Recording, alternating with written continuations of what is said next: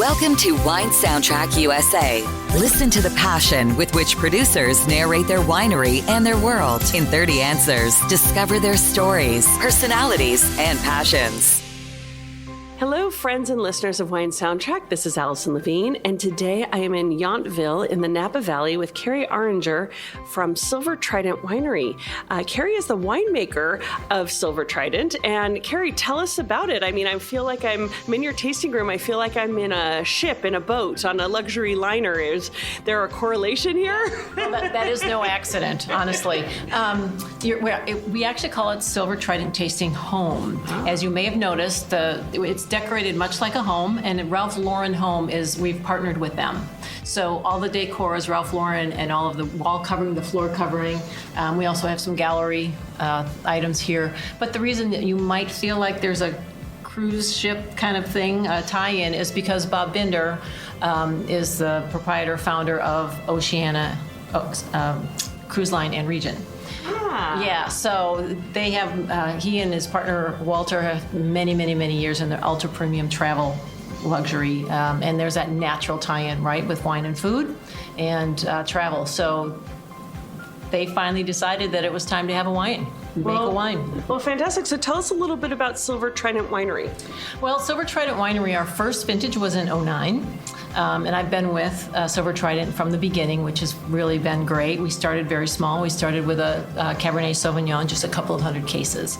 And then the following year, in 2010, we added Pinot to the lineup, which I'm thrilled about. I love Pinot so very much.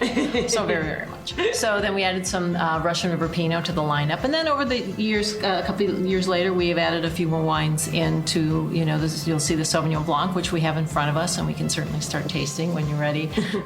So the Sauvignon Blanc, we make a red wine called Playing with Fire, which is a red blend, and the varietal composition changes every vintage. Mm-hmm. So we just call it a red wine so we don't kind of get, stuck in that category. And then we make a Cabernet Sauvignon. And then we make a tiny little bit of a wine we call Friends and Family. And that's really our favorite couple of barrels of the Cabernet Sauvignon. And so we mostly just do that because we drink it ourselves for the most part. And of course a rosé, because I see a bottle sitting here. Yes, and oh my goodness, then we added the rosé in as well, which I also love so very much. And so this is rosé Pinot Noir. So what is your total case production? We're tiny, about 3,500 cases annually. That's it. And with no intention of really getting much bigger. So 3,500 cases. Now you said we're here in Napa Valley, and you said rosé of Pinot Noir and Pinot Noir, but you said Cabernet, you said Sauvignon Blanc. So we're talking Napa and we're talking Russian River. Are you purchasing all your fruit, or do you own any estate vineyards? We have a tiny estate. We call it the ranch, the home ranch. We have a tiny little estate up in St. Helena. And so that's fruit that usually goes into the reserve, the Friends and Family bottling. But everything else is sourced. Okay. Yeah. And how many acres is that tiny little home ranch? Oh my goodness, it's like an acre. Oh. Like it's tiny. Tiny. But we call it the ranch just because it's funny. Like, well, yeah, sounds good. It's tiny. We maybe get 1.5 tons or 2 off that whole ranch. Yeah. And so you're about 3,500 cases. Are your wines available only direct to consumer or in the tasting room, or do you have any presence across the nation? We're primarily direct to consumer, and then here in the tasting home, and it sells out pretty quickly. So we aren't really in too many markets. We are in Wisconsin, in Madison. That happens to be my hometown, and I travel there anyway, so why not? It's so cool to go into my old hometown and find Silver Trident wines on the shelf and in the restaurants. It's really wonderful. And then we're also in Florida. Mm-hmm. And we're in Chicago as well. Our general manager, Shane, is from Chicago and is a graduate of the University of Madison. So there's that connection as well. Wow. Yeah. And is the wine found on any cruise ships? No, we don't make enough. No, we do not. So you can only dream about being on a cruise ship when you drink this wine. So Kari, tell me, what is your first memory relevant to wine? Oh my goodness. Well, there's a first wine memory, which is when I was in high school and, probably shouldn't have been drinking wine back then, but that was Sutter Home White Zinfandel. Mm-hmm. But my first real, aha wine. Oh, yeah, that's my next question. Yeah. I always want you to linger in that sort of, yes, I drank white Zin moment. And back then especially, there was a sweetness to it, but it was like bubblegum, cherry, Yeah. Perfect for an underage drinker.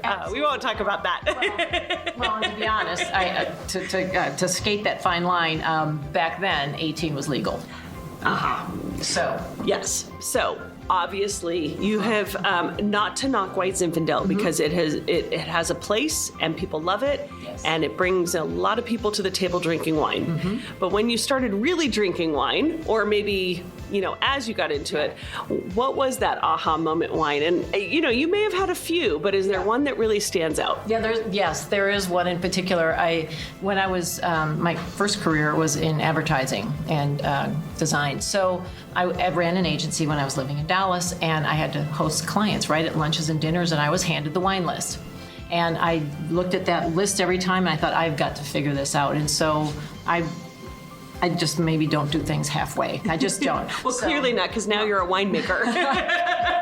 So after work at night, I would go home or go to the store on my way home and pick up 6 bottles of something. And 6 Pinot or 6 Napa Cabs or whatever. But I realized I was home alone drinking 6 bottles of wine. And I didn't finish them, but I thought, I could be a lush. This could be a problem, right? So then I decided to have some friends over. It's now a tasting. It's completely legit. We're bringing food and all that. So my collection grew pretty quickly, as with most people, but my aha wine, like the one that really sticks for me, I credit my younger brother, John. We were taught, he's still in Madison, and I was living in Dallas, and we were just talking on the phone, and he said, Kari, something amazing happened. He said, I went out to dinner the other night, and he said, I ordered some salmon, and then the wine person suggested I get a glass of something, and he said I ordered some Pinot Noir, and he said it was amazing. Like, the salmon was great, the Pinot was really good, but together, he said, they were crazy. And my brother's very kind of laid back and not very effusive and not, but he was excited, and I went, oh my goodness. So I asked him what the wine was, and he told me, and I went out that night and I bought salmon, and I bought that wine, and I went home and I made it, and I did exactly. And it was... And you had an aha moment, too? I had an aha moment. And it was Wild Horse Pinot Noir from down in Templeton. Wow. I know. It's hard to find an aha moment, and to recreate them is almost impossible, and yet you managed to recreate it. Well, and probably because I wasn't cooking that much then, but it probably wasn't as good, but it was good, and I got exactly what he was talking about. Yeah. So you started collecting wine. I wouldn't say collecting wine. You started amassing wine for tastings and doing things.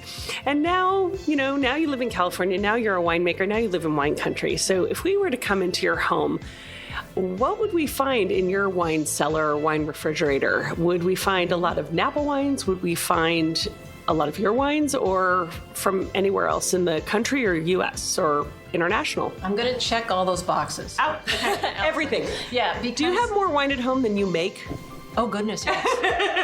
We have more wine at home than we can drink, without a doubt. We have one room on this, my husband and I, we have a room, and then it's temperature controlled, and there's half a wall of it is the import stuff that's coming in, and I would say right now it's bubbles. It's Rhone, mostly southern Rhone, a little northern Rhone, and some Spain. And then we actually have one complete wall that's just Pinot Noir. From? Mostly domestic. There's some Burgundy in there too. But all over, from Oregon to down through California. Absolutely, yeah, New Zealand, and But there's an awful lot. I am a huge fan of the Russian River and of Santa Barbara, Santa Rita Hills. So there's a lot in there as well. Yeah. So is there anything you opened recently from your cellar that drank really well?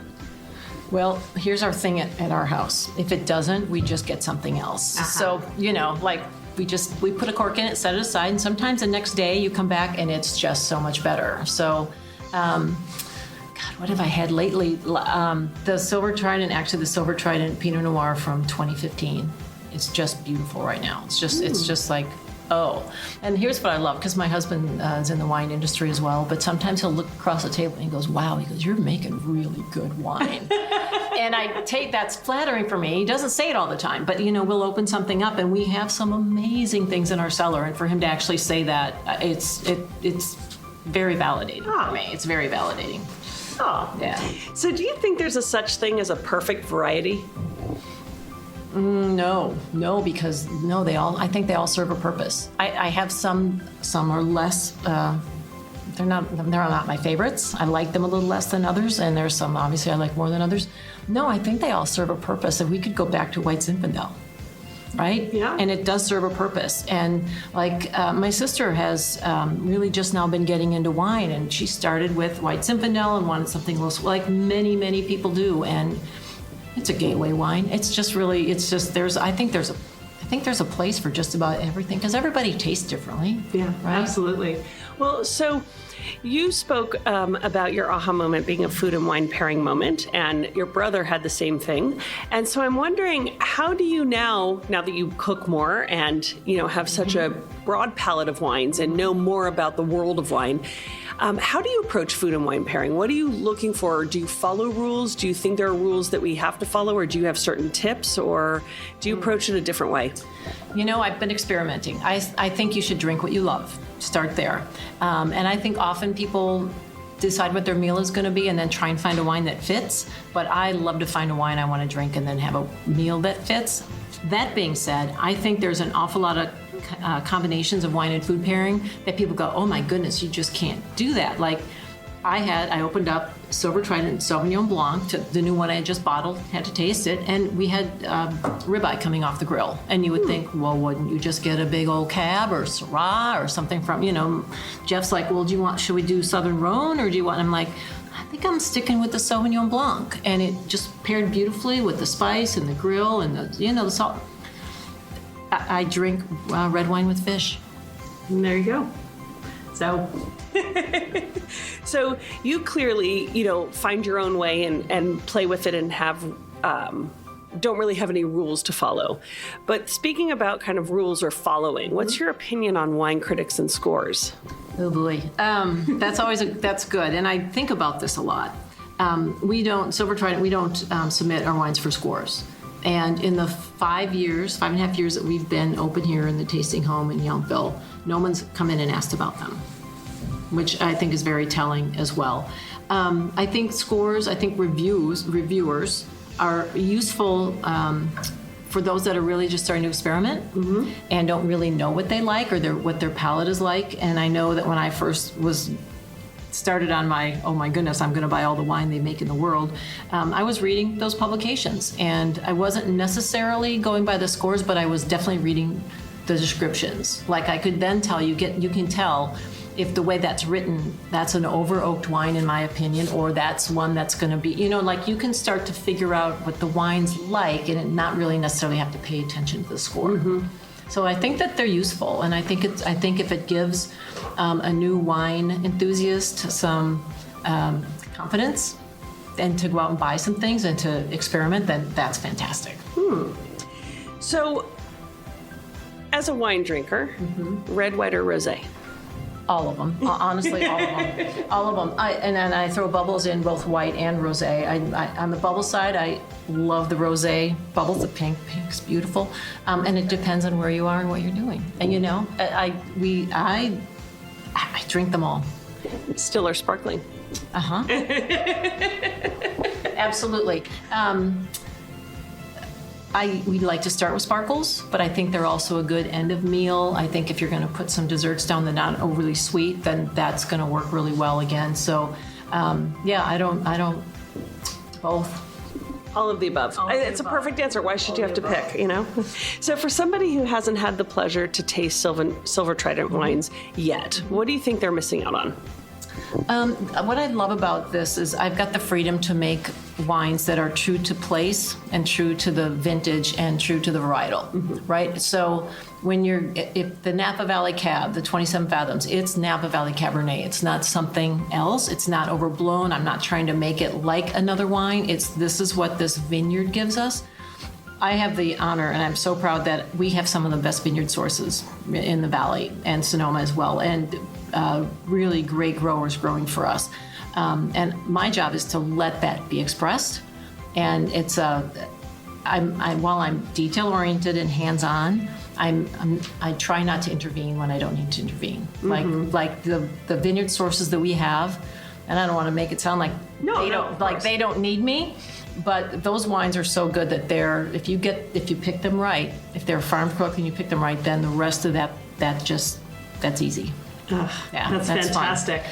Yeah. So if space aliens were to come land here right now on this property, we're sitting here in the tasting room, and they felt like they wanted to go on a cruise, so they came here. But if they were to arrive at the door, which of your wines would you want to welcome them with or present to them to showcase Silver Trident? To showcase them, I would start with the rosé. In fact, you don't even have to be a space alien. Anyone that walks in the door gets a splash of rosé. Whether you're just here to shop, or if you come with your interior designer to look at the Ralph Lauren and pick up fabrics, you get a splash of rosé, and I would definitely start with that. It's refreshing, it's light, it's bone dry. It's got this kind of beautiful, I think, strawberry, raspberry that you're looking for without it being like sweet, cloyingly sweet, but yeah, this is from the Petaluma Gap, Pinot Noir from Petaluma Gap area. So, and we call the rosé Apollo's Folly, and because honestly, we're taking grapes that should make red wine, right? It's Pinot Noir, and we're turning it into rosé and charging half the price. That's crazy, right? It's ludicrous, but that's Apollo's Folly. Yeah. So. You said that you're sourcing from some of the best vineyards in Napa and Sonoma. How much time do you spend in the vineyard? A lot. I love being in the vineyard. Man, if you can't find me in the winery, I'm probably out kicking the dirt, for sure. And some of the vineyards are a little more far-flung, so I do spend some time, a little windshield time out and about. The Russian River Pinot is being grown by the Dutton family out there on their home ranch. And I just love working with them. They're just fantastic. And we've been getting fruit from Russian River since 2010. So I know the vines, I know the vineyards, and that's really where I love to be. I like to be out there throughout the year to see all the stages. Like right now, we're starting to see flowering, and now it's windy, and now I'm nervous. Oh my God, I hope they do it. Well, speaking of that, are there any signs or predictors that you look for that are going to tell you what a vintage will be like? Yes, and then it's all thrown out the window somewhere in August. Yeah, you can say, wow, we've had an early bud break, or no, this has gone long, or, there are some years, 2 vintages ago, veraison took forever. So now you've got this vineyard where over a month's time, this is ripe and this is still hard green berries, and now how do you pick that? Like that, things like that. And then there's some years where veraison happens within 10 days and you're in that window and you know that you can, there's just no way. And now with the climate change too, and the struggles that we've had here the last couple of years. So, we always have full of hope and promise in the beginning. And then, and then reality sets in, and then you start to go, oh my God, there's heat coming. And we work with, again, some really great growers, and when they know when heat's coming, and they know when to get out there, and we water ahead of time, and, so the great care is taken. We know when to go out and leaf, and none of them ever, argue about, yeah, we're going to take another pass. Yep, we're going to have to leaf again, or yes, we're going to have to, whatever that is. Mm-hmm. So it's a really great long-term partnership that we have. So when you're spending time in the vineyard or in the winery, whether you're kicking the dirt or in the winery, you're often probably alone, but are you really alone? You're with the vines and you're with the wines. So do you tend to talk to them? Yeah, I do actually, and people in the winery have come up behind me when I'm doing it. Yeah, no, and it's fine. I'm happy to do that. Yeah, I talked, and if I could sing, I would sing to them as well. What kind of things do you say to them? It's just kind of conversational, as if they were alive, honestly. It's a little, in this last year of COVID, not being around a bunch of people, I probably talk to them more now than I did before, probably, just to have the conversation. It's not long sentences or anything. It's just every now and then I'm like, oh, you are looking good today. Give them a little wink, move along, taste here and there. So you've been here since the very beginning, since they started making wine. And I'm wondering if you've established any traditions at the start of harvest for yourself personally or for the team. Do you have any traditions that kind of mark the start of it or maybe mark the end of it? Well, we mark the end of it with a little party and a little happy dance, for sure. In the beginning at the winery, we do, it's kind of traditional, we do champagne. We have bless the grapes. There's a monastery right up the road, and so, Father comes out and does a little, I think it's just a reason to drink in the middle of the day. I can be wrong. But yeah. Like we ever need a reason. Something like that. I know. Well, I know it's funny you say that because people think that, oh, it's so glamorous. You're a winemaker. You get to drink all the time. I'm like, yeah, but it's 7 o'clock in the morning and there's 100 barrels to taste and it's all Cabernet. Less glamorous. Yes. Yes. So when you were a little girl, what did you want to be when you grew up? Oh, an artist. I actually knew I was going to be an artist. And you did that. I did it somewhat. My dad didn't think I could make a living being an artist, and so I went down the graphic design route. So I went to art school in Madison, Wisconsin, and then as soon as I got out of school, as soon as I graduated, I got in my car and I drove south and said that once it's warm enough for me to live here, because I was coming from Wisconsin, I'm going to live here, and it happened to be Dallas. So, and the weather was great, and it was May, and I ended up moving there. I was going to stay for 5 years, and I ended up staying for 15. And then how did you ever become a winemaker from that? From Dallas to Napa? Yeah. Well, it's that wine bug that bit me while I was there, and this cellar that I amassed, and I thought, how hard could this stuff be to make, really? And I knew I was ready for a career change. So in looking at that, and it just seemed to me that it would be also a creative endeavor. Mm-hmm. And I wasn't sure exactly, because I honestly did not know how to make it, so I didn't know for sure, but it felt like it would be a creative outlet for me. And it turns out that's exactly what's happened. It's really an artistic expression for me. Yeah. So when you're not working, how do you spend your free time? Well, we have a dog, so that dog needs exercise for sure. So I'm out with the dog. We take her out and run her a couple times a week. I've actually picked up pen and paint again and started drawing. Really? Mm-hmm. So I do that sometimes in the evenings, and it's just as completely different from anything else I'm doing. And it's just relaxing, and I always feel better after having done it. Yeah. And do you have a particular medium? You said paint, but what do you like to draw? Right now, well, I'm using everything right now because I haven't really figured it out. I used to paint when I was in school. In art school, I did mostly painting, but I'm very detail oriented. So I'm doing a lot of pen and ink work. I'm doing some, using colored pencils and things. But for subject matter, turns out it's often food. Yeah, I can draw an artichoke like it's nobody's business.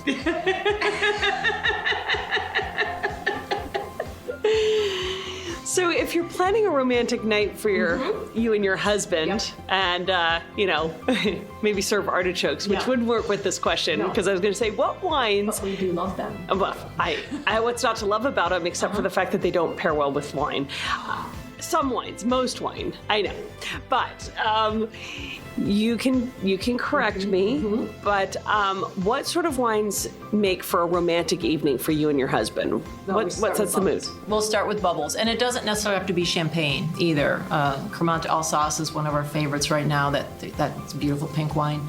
I always start with sparkles. We usually try and get outside. We've built a little tree house up over the creek, and so we go to the tree house, and if it's cold, we'll light a fire, and then if it's that cold, then we'll get something red, and we just, honestly, you get to where, we don't buy a lot of really expensive wines, but that there's some gems that are sitting in your cellar, and when one of those comes out, I'm like, oh, it's a romantic. That's how we know. Right, it's not the bubbles, it's other wine. Okay, what's next?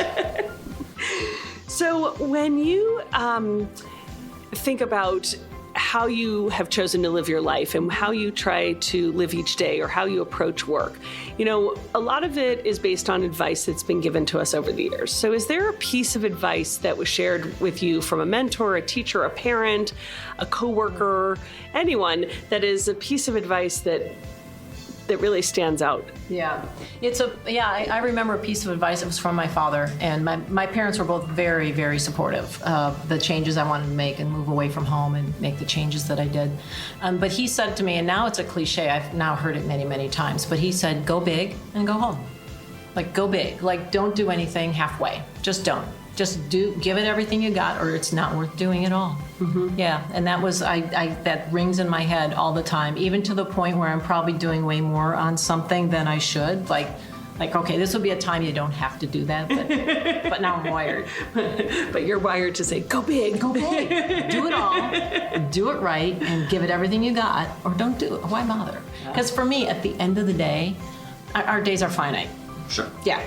At the end of the day, I have to be really satisfied that that's how I spent the little time I have here. Like, how did I spend that? How were my relationships? How was there joy? Was there accomplishment? Like, what is it that's important? And did you get to do that today? And they're not all like that. But then you get to start the next day and go, I'm going to do this a different way, you know? So, yeah, I feel so blessed to be where we are, so fortunate. I got here through some luck and some hard work and, you know, a combination of both. I've had some supportive people in my life that have helped, and I'm so thankful. Well, building upon that, and also the go big or go home, and that kind of everything you were saying about the advice that you were taking, and that we live in a finite amount of time, learning to appreciate everything we have. When you look back at your career, what would you say is one of your proudest achievements so far? Got so far. That's funny because I'm not done yet. Exactly. You might have finite time, but it's not time yet. It's not time yet. That's actually a motto in our house. It's not time yet. I would say breaking out and having my first consulting client, like changing a career that I had trained for, that I went to school for, that I'd been practicing for all those years, and go, I'm doing something else. Part of that inspiration for me was from Julia Child. Julia Child started cooking when she was 40 years old, and that turned out okay for her, you know? So I'm thinking, I'm only 40. Why can't I go make wine? So just working harvest and going to school and making wine in my backyard for years and years, and finally that first consulting client where someone said, I'm actually going to pay you to do that thing that you would do for free anyway. That. And look at you now. So complete this sentence for me. A table without wine is like... Oh man, I'm leaving. No, I've tried that. It doesn't exist.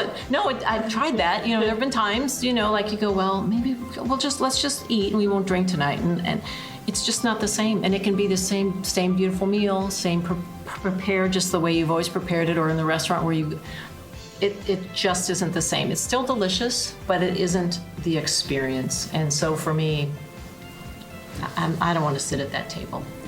So, no analogy, just a no. No, just a big no. No, thank you. No, thank you. Just a no. Well, that being said, obviously, if I'm at my family's and they're, you know, then I'm not going to leave, obviously. If it's breakfast, you know. Yeah. Pinot Noir goes great with Cheerios. Just saying. Good to know. Good to know. Okay, so now I want you to imagine another scenario. We're sitting here at a very large table. I think you said it seats 22 people. 22 people. 22 people. So beautiful, long table. It's a dinner party. And there is a guest of honor seat right next to you. And the Silver Trident wines are on the table. And that guest of honor is drinking your wine. Who from any walk of life, living or deceased, would you love to share a glass of wine with? Well, if you would say living, it had to be living. It would be Jacques Pepin, for sure. He loves wine, obviously. He's an amazing chef and a wonderful human being. But dead or alive, I would say Julia Child. I would love to sit and chat with her, and I've had the opportunity to do that a couple of times in just a couple of brief little, and she's spectacular. And she's so down to earth, and she's so amazing, and you can talk to her in a room of people, and she will talk to you like you're the only one in the room. Yeah. So now we're taking this ship. Okay. We're going off to a deserted island. All right. This is probably the most comfortable way to get to an island possible. Probably wouldn't want to get off, but okay. But now I'm going to leave you at that island all by yourself. What 3 wines would you take with you? Oh, 3 wines. Well, one of them would have to be Pinot Noir, for sure. And then gotta have bubbles. And then if you're on the desert island, is it tropical? It's your island. I'm just dropping you off. It's tropical. There'll be lots of fish and seafood. So I'm gonna probably do either a white Burgundy or a Sancerre. I'm gonna take the Sancerre Rosé that we've had the last couple of times this last week. It's so good. Remember when I asked you what was a recent good wine you had? That was another one. Maybe the Sancerre Rosé. That Sancerre Rosé is so good. It is textbook. Like, this is exactly how rosé is supposed to taste. Do you recall the producer? I don't. That's okay. I don't. That's okay. Yeah. We can look for any Sancerre rosé. Yeah, no, I know where you get it. You can get it right, Thomas. No, it's just textbook. Well, Kari, it's time now to play a little music and wine game where we like to pair our music with wines. There's no right or wrong answer. Okay. This is about you. Okay. You know your wines. So I'm going to tell you one of your wines and you tell me what kind of music it makes you think of. So let's start with the rosé Pinot that you say you would welcome space aliens with, that you welcome everyone here with. What kind of music goes with that? This would be, and I have actually put this on a couple of times when we've opened this wine up, Diana Krall, A Case of You. Because I could drink a case of that, honestly. And the way she just belts that out, but in this low, slow, it's a Joni Mitchell song, I think, and it's just so, you get wrapped up in it. Rosé Pinot Noir. Okay, and what about your Sauvignon Blanc? Well, the Sauvignon Blanc, as you might notice, it's called Symphony No. 9. So this, I always come back to Beethoven's Symphony No. 9. And it was his probably most well-known and probably most famous, I would say, of his symphonies. And it's the first one that actually was so grand and so spectacular, but it had choral in it and it had solo vocalists in it. And that reminds me of that wine. It's this lush and it's big, but there's a subtlety to it, and it kind of starts out quiet and it starts to build, and then you're ending up with this beautiful acidity. Symphony No. 9. And then what about, let's see, your Russian River Pinot Noir? Russian River Pinot Noir. Well, this is that's a wine that kind of can go anywhere, anytime. I would say, John Prine passed not long ago, and I would say John Prine, just about anything, old, new. Yeah, I have a new appreciation for him, and he's all over the spectrum, right? He gets a little country sounding sometimes, and there's a little bluesy in there sometimes, and he does some duets sometimes, so I'm gonna go with John Prine. Okay, and last but not least, your Napa Valley Cabernet. A little bit bigger, a little bit bolder. I think I'd have to go maybe some blues, maybe that barbecue blues, that Kebmo, Taj Mahal. That kind of it's sultry and it's kind of laid back, but it's kind of like it has your attention, but then you find your tap in your foot, like that. Ooh, you're good with this. I'd keep going, but I love music. Yeah. Yeah, we could rattle on. You were really good. Let's bring out some more wine. Let's try. So, Kari, as we wrap up here, I want to know what wine region is at the top of your bucket list to go explore? Rhone. Absolutely, without it. First, that's probably first, second, and third, and then probably Champagne, since we'll be in the area. And I do love Italy with all my heart, but I have spent a little bit of time there. I would definitely to southern Rome. Yeah.